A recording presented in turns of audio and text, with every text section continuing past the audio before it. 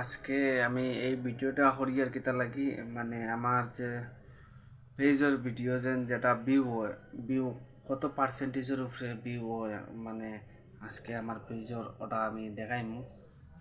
ওটা দেখার পরে আমার কমেন্টও জানাইও মানে আমার ভিউ ঠিকঠাক চলে নি না আরও গ্রোথ হইতো ভিউ। ও লাগাইছি তোমার ভিউ দেখিলাও 2500 চলের বর্তমানে আমার ভিউ 2500 আর 2400 2300 ওলা চলের।